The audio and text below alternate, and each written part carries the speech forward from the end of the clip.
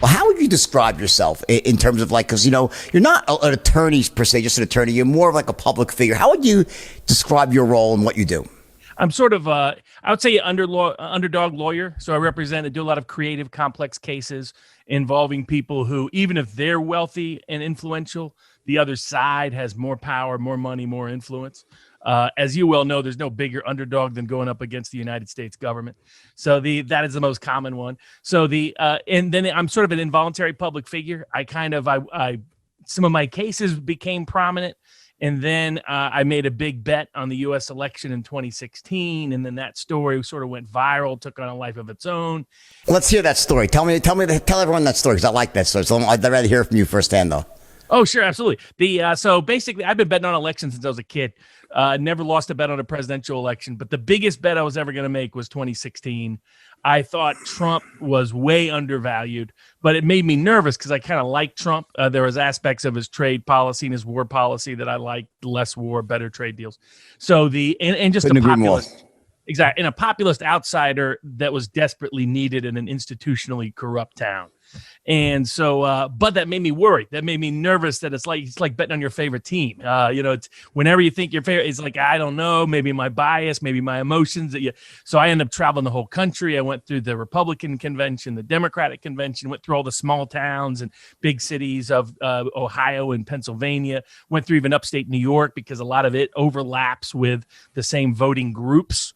In places in Detroit and places out Macomb County and Monroe County and places in Wisconsin where I went to law school, places in Iowa and similarly that way. So, and I got more and more confident. So I got all the cash I could because it's still not legal to bet on the election here in the United States, which is ridiculous.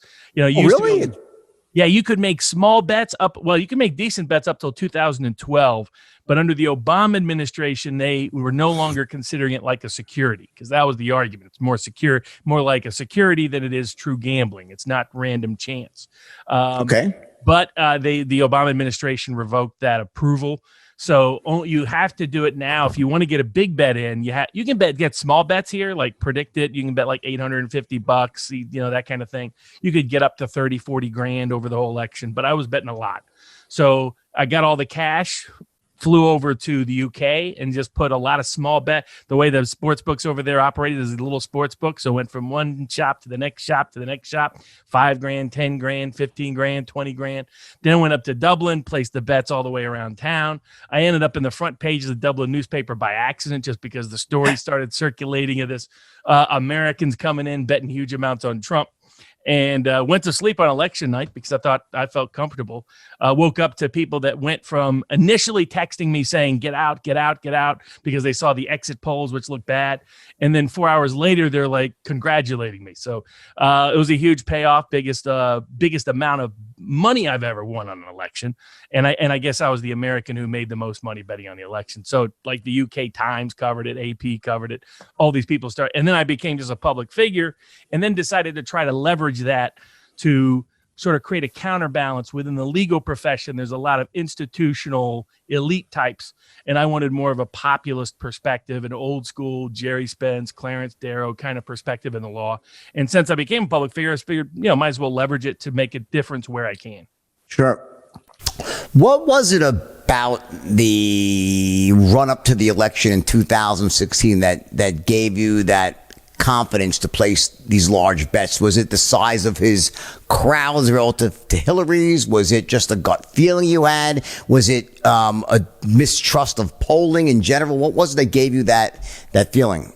Well, in my betting system, I started when I was a little teenager. When I was 14 years old, I used to bet for pizza money, during the March Madness, that kind of thing. And because it was just something that came naturally to me, for my betting for politics, it was always whether the incumbent party is united.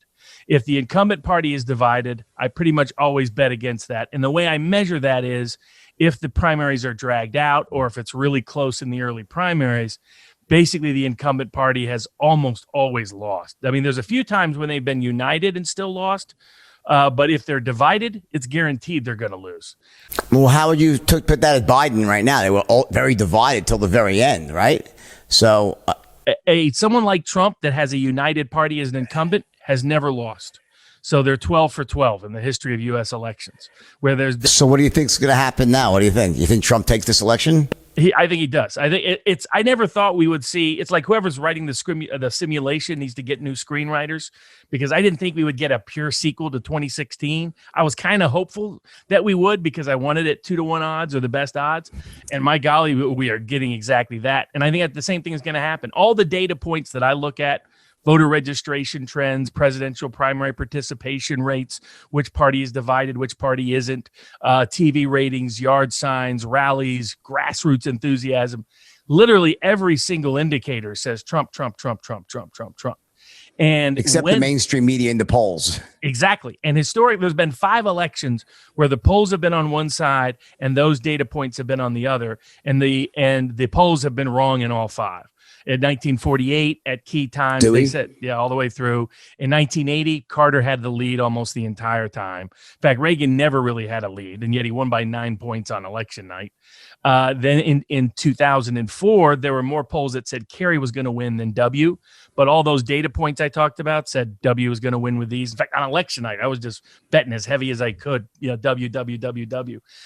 2012, a lot of the polls were saying Romney was going to win at various junctures, whereas those same data metrics I was talking about were screaming that this was not even going to be that close for Obama. And in fact, I made a lot of money on Obama too.